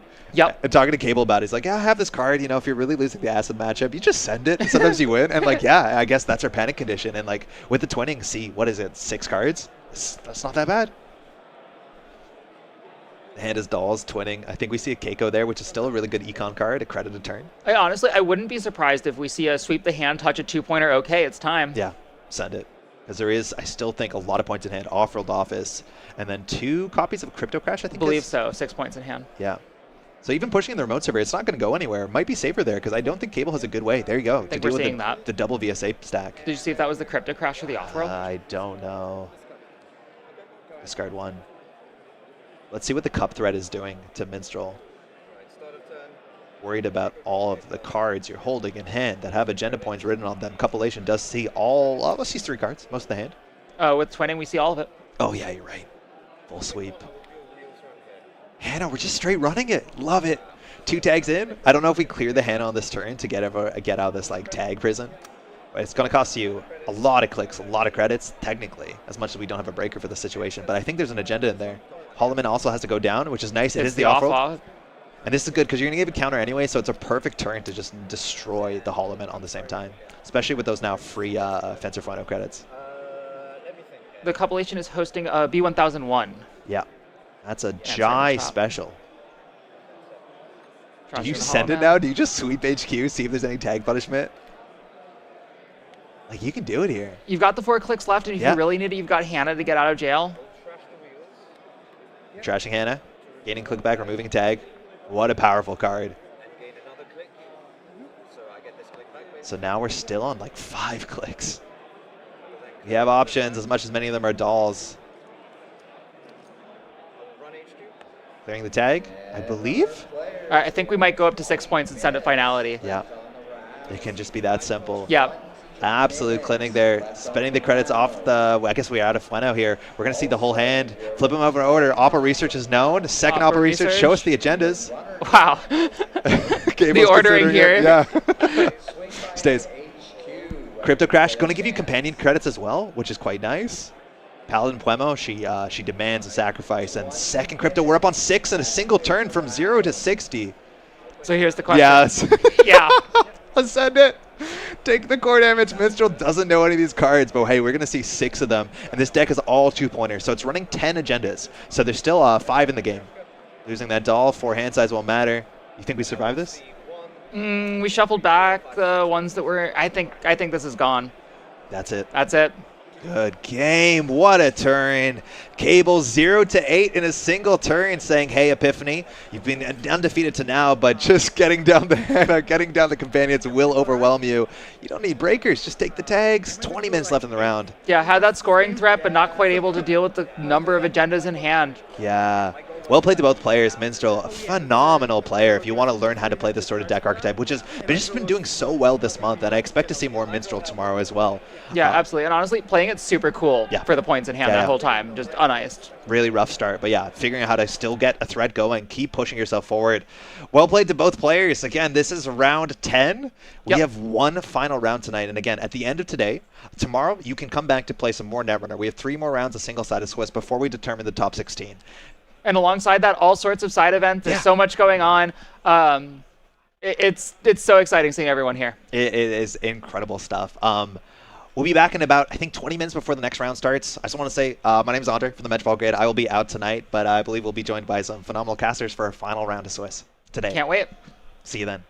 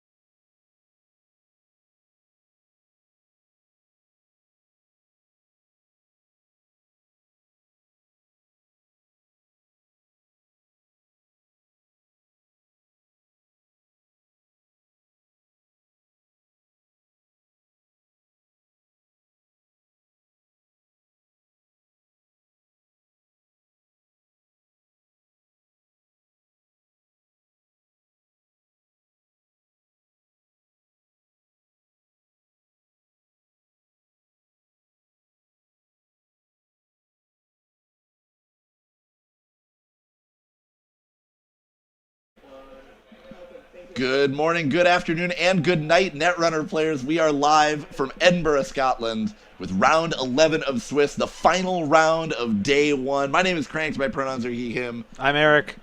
He, him are my pronouns. And like I said, this is the final round of Swiss for the day. 21 prestige points is going to be what's needed in order to qualify for day 2, and another day full of Netrunner.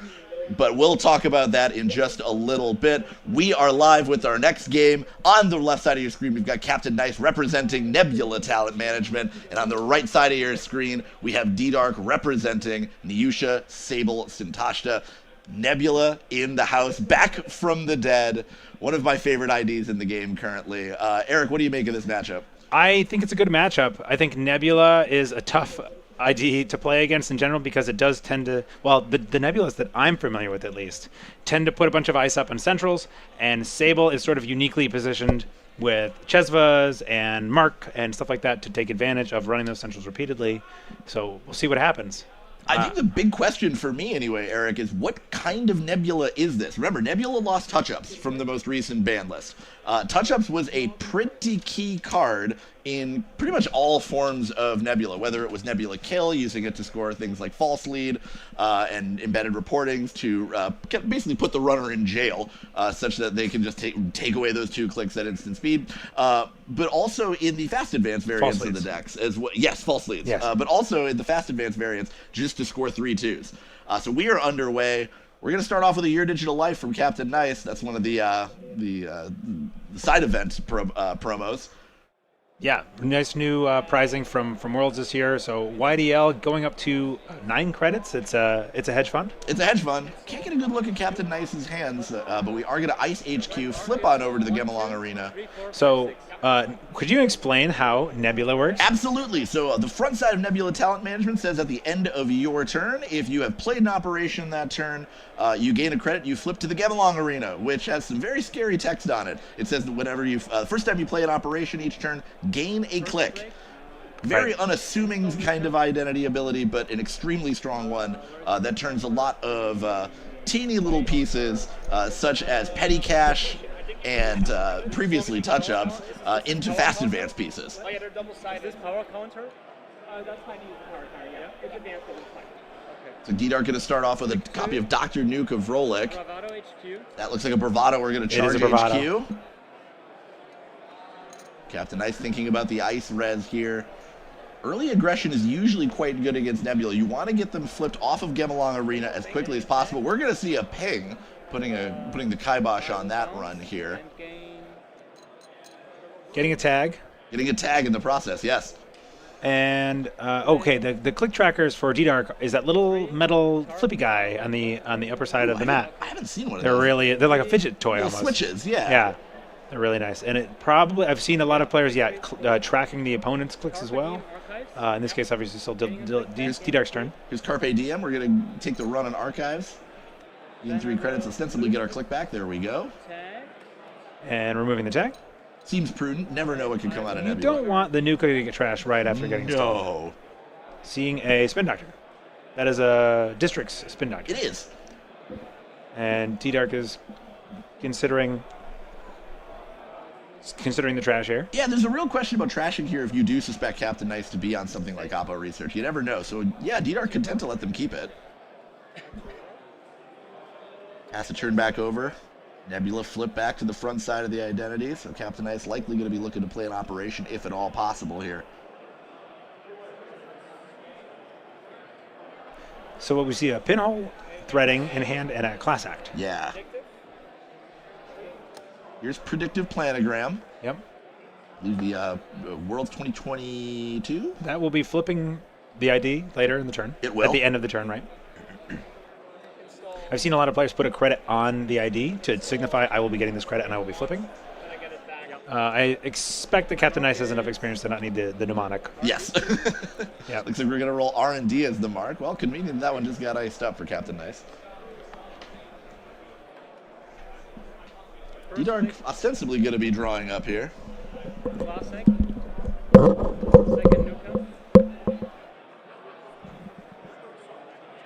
Yep, looks like we're going to be drawing up off of that copy of Dr. Nuka.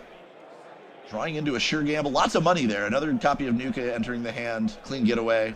Sure gamble. The old FFG yard sure gamble. You love to see it. As well as a copy of Leech sitting on the left side of D-Dark's hand. Pondering the Leech install here. Thinking maybe. Oh, we're going to bottom. Excuse me. We're going to bottom off the class act. My apologies. Third click. Now, Pinhole Threading, usually a dead card in these Nebula matchups. Nebula not really one to make a lot of remotes that aren't immediately scored. Usually Spin Doctor is going to be the most of it. So, have you heard anything about how this deck is going to play? Any idea what's in this Nebula deck? We've seen Kill Nebula, we've seen Fast Advance Nebula. Those would be the two variants I would expect to see. There's a lot of speculation that Kill Nebula is kind of in the toilet after the touch-ups ban. The ability to kill off of one tag from 5 cards would prove to be just a bit too much. We still do have False Lead in the meta. We do still have False Lead, however, and False Lead profoundly powerful. Here's Regolith Mining License. Need some money. Need some money. Regolith Mining License was also occasionally played in the Kill Nebula variants, just as a thing that the runner likely does not want to trash, but is just representing a whole host of money. Specifically because after you trash the card, you're probably going to get Oppo Research played against you. Bingo. And you're going to get tagged. Yeah, Oppo Research has a trigger condition. You need to have trashed or stolen an agenda. Here's Dr. Nuka. Ooh, that's a Stone Ship chart room, as well as a Chesva. So if we suspect, yeah, it's a World's 2022 Chesva. Yes. And a Paladin Poemu, It's Paladin or Mystic. I think Paladin has the sword. Oh, I think we're bottoming the Stone Ship chart room. That's gutsy. You really want the Chesva. That is a no free lunch, which removes tag, is also kill tag. Yeah, no free lunch, a little bit less useful than Stone Ship. Grip is very full here. That's a lot of cards. Yeah. 7, 8, 9. Okay. Second. D-Dark with a second copy of Stone Ship chart room in hand. There's Paladin Poemu. The Otter has entered the party. It's a Cat Shen Altart. Oh, gorgeous. Cats Altarts never miss. They are fantastic. Also Pinhole. Pinhole as well, yeah. Another Nuka. Doctor's in. We are going to be drawing hard for something. Drawing hard for breakers, I assume, here? That would make sense. There's no breakers in hand, are there? There's no breakers in hand. There's a Chesva, but not a whole lot to do with it. Right. There is a new World's Altart. Is that a Carmen? It is a Carmen. Okay. Yes, one breaker in hand, excuse me. Yeah. 15. We're getting used to these new Altarts too, folks. Right. A lot of credits. It is something to be embraced in the Netrunner community. Last click. Install. Reaching for no free lunch, maybe? There we go. Okay. Last click. Yeah, that Face of the Sun card that just appeared is no free lunch. Oh, discard Stone Ship chart room. If this is Kill Nebula, this is so bold. It does. I just like specifically the naked Regolith really signals kill to me. To me as well, absolutely. And Here's didn't touch spin. it. We didn't touch it. Didn't touch it, exactly. Is this maybe the alternative? Is Oppo Research is still the plan, but it is then to Fast Advance out using could be FOI, shipment from Vladislavsk. Yeah, absolutely. Yeah, definitely. We've even seen people mess around with cards like Focus Group modernly in Nebula. Focus Group. What is the card? 3 cost. Reveal the grip. No. Name a card type. Reveal the grip. The card out of NBN that doesn't cost anything, removes tags and drains money. Oh, Bigger Picture. Bigger Picture. Yeah. That's more recently getting played, and that's why I don't know the card's name. Okay, here's another breaker. We saw Shibboleth enter the hand. Paladin counter on the start of my turn. That's fine. In the Paladin counter. Looks like there's a Carpe Diem in hand now. Very, very long day. You're getting the live play experience of Netrunner where you're kind of going, Second. we're figuring out, right? You're trying to figure out what your opponent is doing behind closed doors. There's the Chesva. I love that coffee. card. If anyone wants to trade for one of those, let me know later. Or me. You can pick which one of us you like more. Yeah. Just kidding. Give it to Eric. Yeah. Here's Pinhole Threading. We are popping the spin defensively because the Pinhole Threading could redirect to there. Yeah, that's fine. Because I just forgot. It's fine. Yes, thank you. Okay. And we're pinholing to take advantage of the Chesva credits here. Yes. Yeah, Chesva can be used on a Pinhole Threading run, provided you are running our Central server. So here we're just deciding what the spin is going to put back into R&D. It's like face down and Predictive Planogram going back to the deck. Predictive Planogram often just one of the best cards in Nebula. Yeah, it's a good one, especially if we untag. That is card draw. That is 3 credit, 3 card draw. So trash for 1 here effectively after the Chesva discount. There goes Regolith Mining License.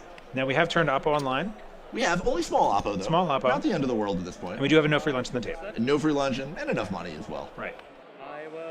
There are the Paladin probably. I don't know what's it. If you're just doing this as Captain Nice just to trash a resource, I would be looking at the Paladin, I think. Yeah, Paladin probably the most impactful resource. Or maybe the no free lunch. Maybe the no free lunch. Yeah, depending on the build, no free lunch could be. Ooh, we got some glare. We can't see what card just got installed under no free lunch.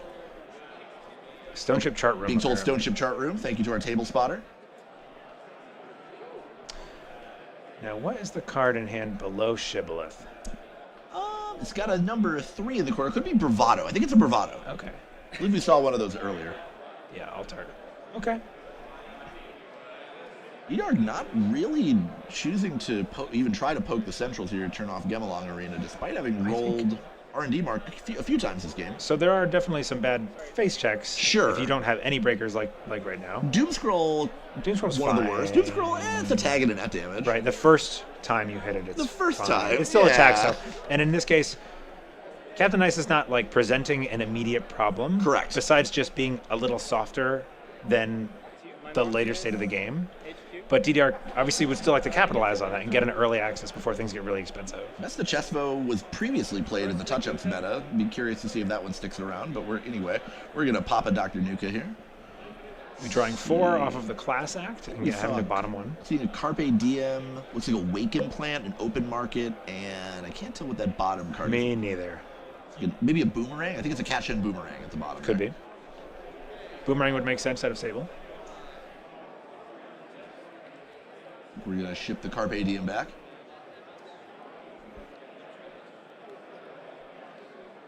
At some point, D-Dark has to look into turning off Gemalong, right? Right. So we have 2 breakers in hand here. Yeah. That's a Open Market. Open Market, thank you. Spending a credit off of the Mystic, the Paladin rather, to help install the Open Market. Now, do we have the dreaded Open Market into Open Market play? It doesn't look like it. No. It's one of the best feeling things you can do in Criminal at the moment. Now, how would you go about installing your breakers here? A lot of players don't want to install them to show their breakers until they need them. But then sometimes on the turn when you need them, you need the clicks. You need them already to be down. Ooh, Oracle Think Tank in the bin. That's getting stolen. That's going to give a tag. How many clicks left for D-Dark? It's really hard to tell with a toggle for me. I'm guessing 1 just based off of what's already happened this turn. Yeah. Now, the tag may not be long for the world with no free lunch, but having stolen the agenda, again, does leave Oppo Research online. Oracle Think Tank also, again, really heavily suggesting that there's a kill plan for Captain Nice. Yeah, between the Regolith and the Oracle. Yeah. Well, tags. Yes. A tag plan. And minimum tags. Here we go. Now we can see those cards. There's Shibboleth. Okay, we got the Shibboleth Captain down. Nice having a read of Shibboleth as well. Not quite a threat, a bit far off from that one. Right, probably just checking threat or numbers on it. Shibboleth, a rare breaker that gets worse later in the game. Yes, it does. It's the only threat text that I can think of where things get worse. Here's Petty Cash. This is +1 click for Nebula on the Gemalong Arena side, so could be seeing a score. Is it install? Usually, Triple advance, false lead. Okay, so there we go. We were thinking false lead. So maybe, in my head, the viable path for this deck is what I would build. Is the same thing as all the kill decks, except you're going to fast advance. Interesting. You're going to false lead out, and then you're going to do shipments from Vladisibirsk. Just convert the false leads into something bigger. Points. Okay. But we'll see. Maybe there's some murder that happens. Now, we can't get a good look at Captain Nice's hand, so we're in the dark as much as you are, folks. Yeah, both players keeping their cards relatively close to the chest. Seeing a draw and click 1 from D-Dark. Didn't get a good look at what went into the hand. Looks like a Dr. Nuka. Second click. Is that a... no. Okay, that's a Boomerang. You were right. All right, there's Boomerang. Mark is R&D this turn. That is going to be the Boomerang target, that R&D ice. Signified by a tag. The Corp doesn't have a tag. Hold after click 2. This is what false lead does to games. Sorry. Okay, no action. Yep, we do need to start. So that card's presence on the table, false lead, the black and white card down at the bottom, will require basically after the first 2 clicks of the game, right? For the rest of the game, D-Dark kind of has to either pause and ask for action, or we'll see. Virtual Service Agent. PSA. So that's going to give a tag. The plan is tags. Well, we have a shield at the town. PSA is only going to give a tag if you didn't break it with a decoder. Did move the boomerang to the top of the deck, we broke with a boomerang. Signifying that, yeah, we did not break with our decoder. Yeah, that is an interesting decision. Well, I guess you want to free the boomerang right for later in the game. Boomerang, you could just install over it, too. It is unique. You can always reset it. That's true. Yeah, but once it gets trashed, it's hard to... Sure, right. We're not sure how many copies of Boomerang on the deck. Maybe it's just 1. Gotta think D-Dark has a plan here. Yeah. We'll shuffle that Boomerang away in good time. And there are still... This is click 2 or 3? That was click... that was click 3, but we got the click back from this being the mark. Right, so now is false lead still online? It would be. It comes back online. It comes back online. Now, and also I believe the ID should be flipped from the R&D run. We saw the Hollow Man. That is the flip side. Top. That looks like the game. Is that the game along the side? Yes. There it is. I'm sorry. Okay. Yeah. There's Nebula. Oh, should be deactivated. Yes, deactivate. We should be on Nebula. Oh, it's a code gate. And D-Dark just realizing that it's a code gate. Yep. It's been a long day. So D-Dark did not have a plan. D-Dark had a moment that... I'm very tired. Yeah, I'm very tired. We're hearing from the table. If you haven't played 11 rounds of Netrunner straight, you don't know what it's like. Yeah, you haven't lived. You don't know what it's like. This is an exhausting game to play 3 games of in a row, let alone 11. Yeah, so now the important part here is for D-Dark to manage that frustration and not go get tilted. Correct. Yes, right. Really easy to tilt off a mistake like I that. Experienced tilt in its purest form yesterday, and I really hope that D-Dark avoids it. It is very frustrating when you said, "Oh, I had the line and I didn't see it," But it happens to literally everyone, even world champions in this game. We're going to draw from Captain Nice here. Ooh, we see 2 Oppos in hand. Uh-oh. We see 2 world Oppos from last year. And there was a ping. Trash. This is a ping getting installed. Yep. Spoilers. Do we see an end of the line. Okay. Oh, I should shut my mouth. Well, there's our answer. I don't think they hear it. I get too excited. Opting not to go for the small Oppo. All right, so I was wrong. We're on kill. Yeah, we're on kill. Captain Ice got to be thrilled to see a criminal across the table. One stone ship often not enough to save you. Yeah, single stone ship. The no free lunches are helpful. No free lunches are helpful-ish, but typically the play on the Nebula side against a deck with tech like this is what we like to call in my hometown Madison the time walk, which is you score 2 false leads and you just simply take the runner's entire turn away from them. Yep. Time walk. This is a Magic the Gathering reference that I only know because my friends who play Magic talk about time walking me. No free lunch. There's a no free lunch. Second no free lunch is a start. Where is the first no? This is just second installed no free lunch. We don't have 2 on the table. We don't have 2 on the table. Yes, we do have a Hermes. Okay. So, how do we capitalize on the Hermes? You have to decide which server to start attacking, at least. Yeah. Or allow the Corp to score out and bounce 1, but usually the Corp... this does interrupt some fast advance plans, right? It gums them up a little bit. It's more economic pressure in this matchup, and could force the Corp to throw away ice, because they simply have to hold kill pieces in hand. Right. Captain Ice is going to have trouble fast advancing another false lead out, though, because if you do that, then you're going to open up one of these centrals. Right. I'd be curious what other fast advance pieces Captain Nice has available to them. We've seen Petty Cash. There's a Hollow Man in the bin, which is a bit unusual. I mean, the built-in Nebula Petty Cash is an option. Yep. And the way to shut that off is to run, which D-Dark doesn't necessarily want to do here. Right. Which is, you're at odds with the gameplay. Running bad, but running damned good. if you do, damned if you don't. Oh. It's like they showed up with a plan.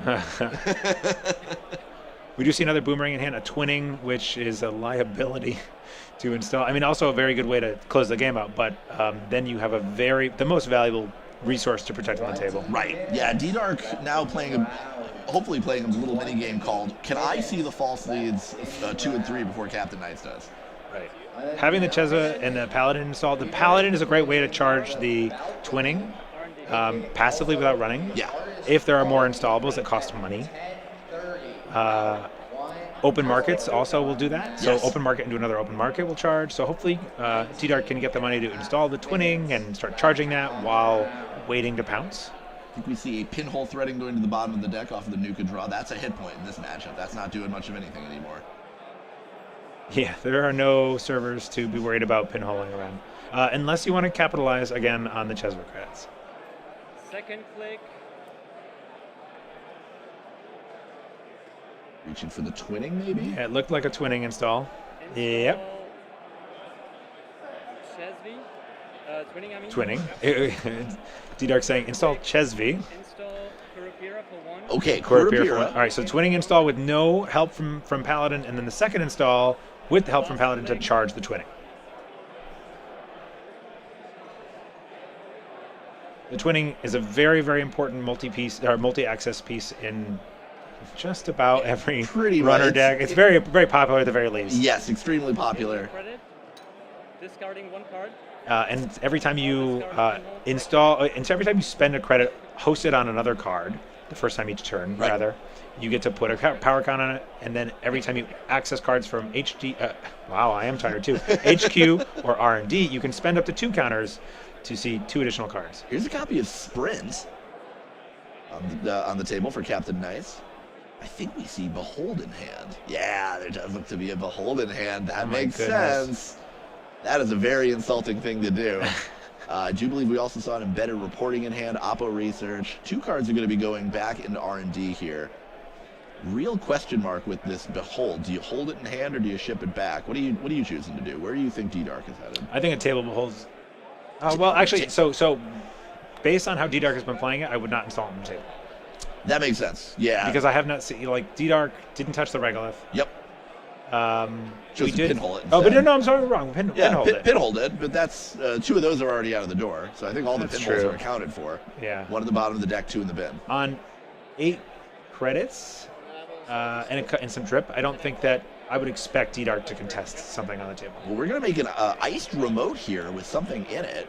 Iced remote out of Nebula. Yeah. This is a game that Kill Nebula can play called Is This a Behold or Is This a False Lead? What a sick game. It is a sick game that we all play, isn't it?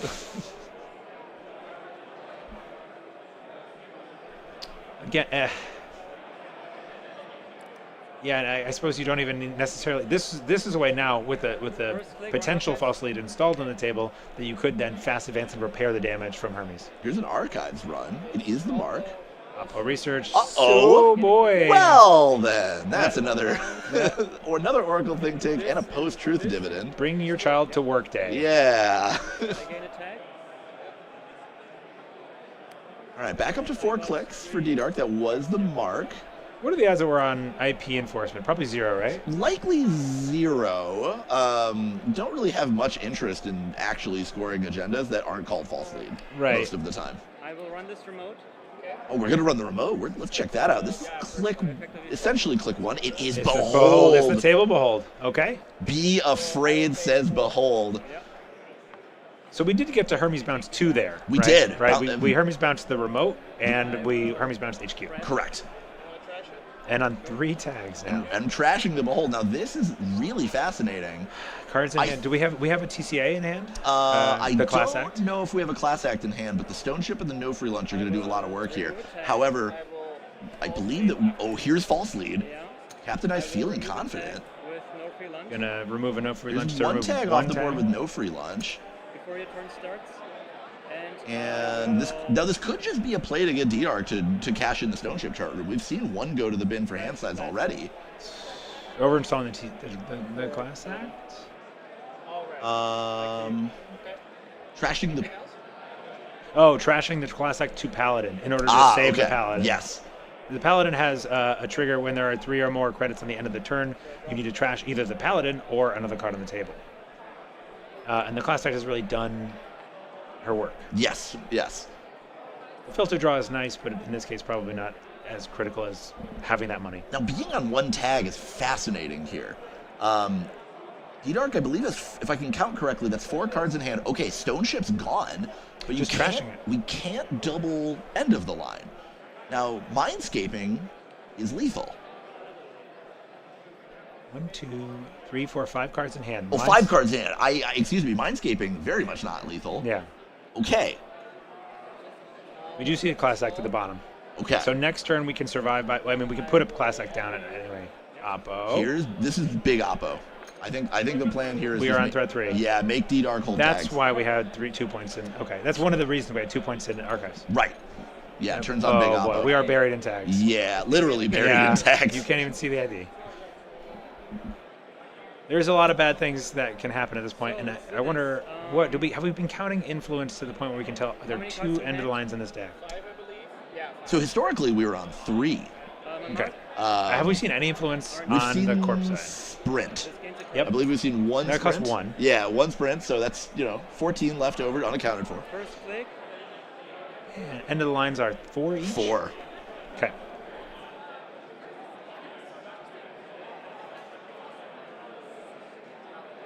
Luckily, NBN gets to Bravado HQ.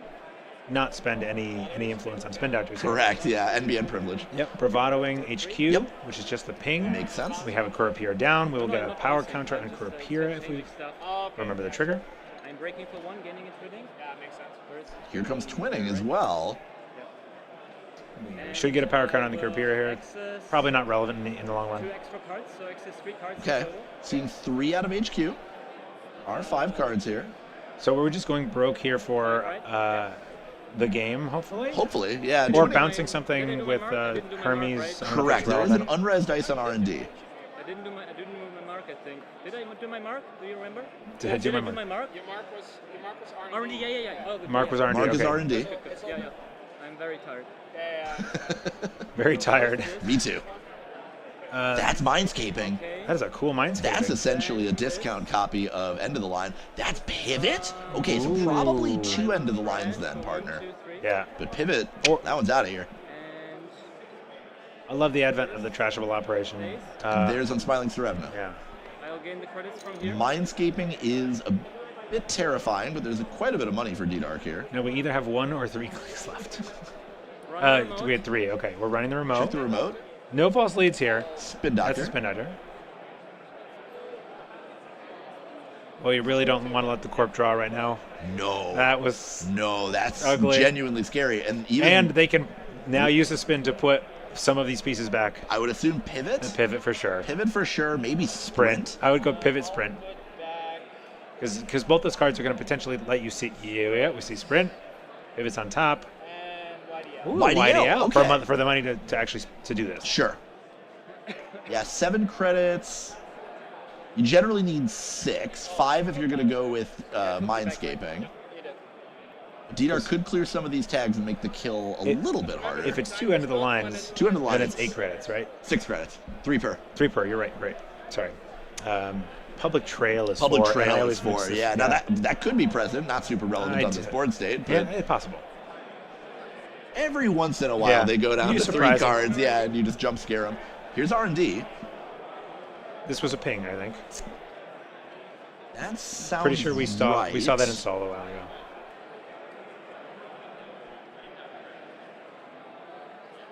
I'm gonna think about this. And do we value another tag versus losing 2 credits? I actually think the other tag is very relevant here. Because I don't think there's a way that D-Dark can go below 2 tags at the end of the turn anymore. How could we do this before? How could we clear tags?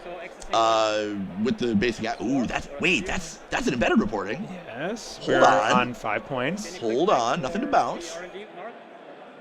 That was Mark, so we have 2 clicks left again. Right. Look at that Paladin. 5 credits on Paladin. I will draw. Drawing. We found an installable. Revolver. Okay. Class act to save your buys life. you more than likely buys you a turn. This could be the game changer. If we can now see 2 more points, you stay alive, through, well, let's say 1, 2, 3, 4, 5, 6, 7, 8 cards, 8 cards, which is enough to so survive 2 end of the line. Yeah, you would need minimum 8 credits. I don't think there's a way to do it. And you can't mindscaping end of the line on this credit balance. Correct. Yeah, So- you would need 8. I think 8. So D-Dark survives another turn. Right, because of the Nebula flip, specifically because of the Nebula flip. Otherwise, there's potentially a line where you can hedge fund or your digital life first for a bit more money and then proceed to the kill you step of the turn. 10 minutes or a little bit less. This is tense. This is a really tense game. This is why I love Nebula kill. Usually the board state ends up with the runner buried in tags and simply clawing to life. I gotta say, I like this style of Nebula kill. It seems a little more honest than what was played previously with touch-ups. Well, removing touch-ups from the format will do that. I appreciate this much more. Yeah, big ups to the standard ban list team. And I did get a copy of this wonderful Nebula alt art by Spowax, and I entirely plan to build this deck just so that I can play that ID. Beautiful. And I'll learn how Nebula works because I've been avoiding it. We're going to trash both the Ice and R&D. Neither of them especially relevant anymore. For an overinstall. For an overinstall, yes. I mean, they were relevant, but Captain Ice needed to avoid paying more credits for the overinstall. Yeah. Here's predictive. Now this is a full value predictive planogram. Are we going to draw 3 is the question. Even Captain Ice isn't sure about it. No, I think that's fine. Now it looks like there's less than 10 minutes left in the round. We're going to get the twinning out of here. Twinning. Yeah, that makes sense. This is heads up. Yeah, I like this line. And we're Gemalang flipped. At least for now. HQ mark, it looks like? HQ mark. First click. Transfer pill with HQ. Ooh, transfer's big here. Transfer might buy you another turn. Yeah, you don't care about the tag anymore. Right. You are tag me. Steal 6, flip you back. Steal 3, you mean. Yeah, transfer will allow you to avoid being double end of the line. Correct. Yeah. Unless there's a way Now, of getting money. Mindscaping end of the line. So I think predictive Mindscaping end of the line would do it. Or your digital life would probably do it as well. Yes. Anything that's not hedge fund, basically. Right. Number 5, that's a Doom Scroll. Okay. Effectively first click. Technically first click again.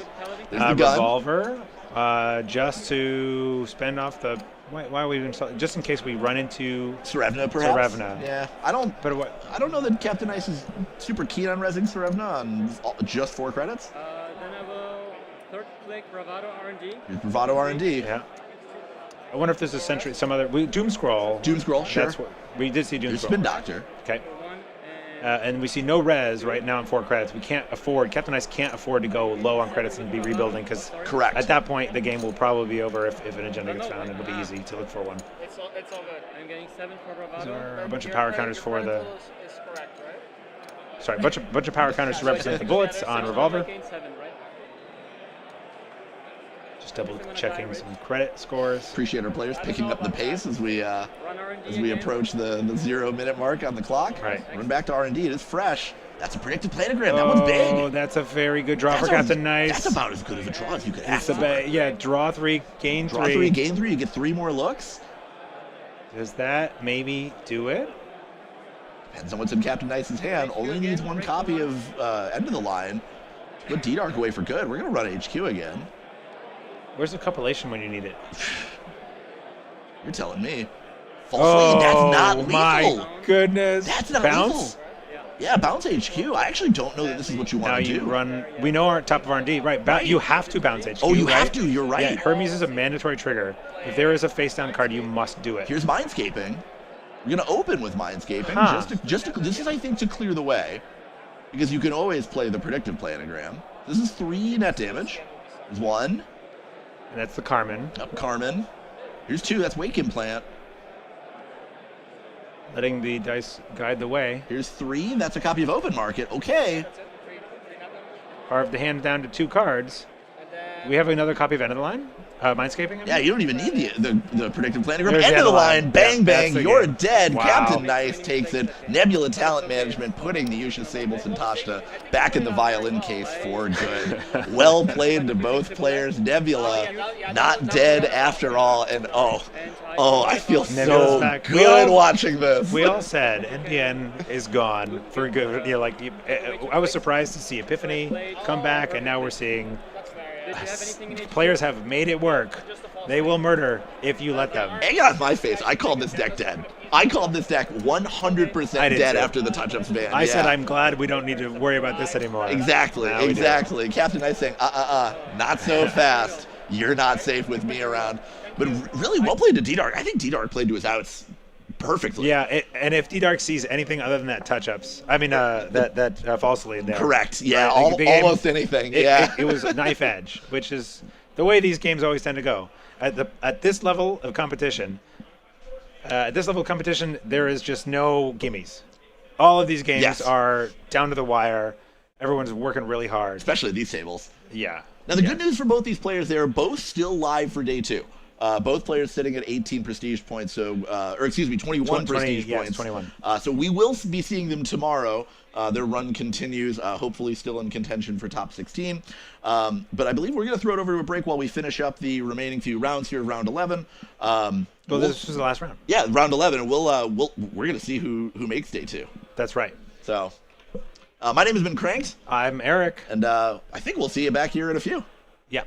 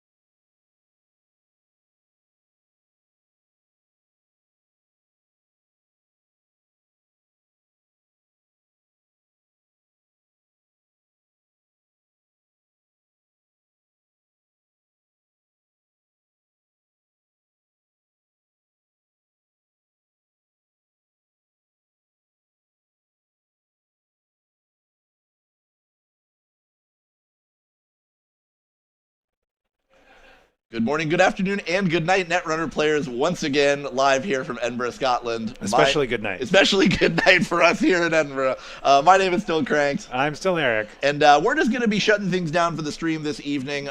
We have finished 11 rounds of Swiss on day 1. We have a number of players that I don't know that have qualified for day 2. Their runs are going to be continuing on. And if you're interested in finding out who those people are shortly, in roughly 20 to 30 minutes, safely 20 to 30 minutes, you can check cobra.tournament.nullsignalgames. Tournaments.nullsignal.games. That's right. That's the one. Google it. You'll get it. Yeah. Just Google Netrunner World 2025. You'll find it eventually. But just want to give you a little update as far as the stream schedule for tomorrow. Round 12 will be beginning at 9:10 a.m. Edinburgh time. So we are UTC +0. I don't know what your time zone is, you at home in Twitch chat. Shout out to Twitch chat and YouTube chat for that matter. I don't know what your time zone is, so you'll need to do a little bit of math to find out when we'll be seeing you again. But we certainly hope that you join us for day 2. It's only going to get more exciting from here. It's true. It gets really tense. The mood shifts a lot. This room gets a lot quieter, so we need to get quieter too. Yes. Sometimes we whisper and it's exciting. And that's going to be happening. If you're not interested in setting a reminder, you can also subscribe to the NSG YouTube and hit the bell and all that stuff, so you'll get a notification when we go live, and you can check that out. Yes. Check that out as well. Please do. We all look forward to seeing you in chat tomorrow, enjoying some more fine Netrunner content. But until that time, we're shutting her down. We're gonna go to bed. Well, I'm gonna go to bed. I'm very tired. Once again, my name has been Cranked, pronouns he, him. I'm Eric, he, him. Thank you so much for joining us, and as always be running.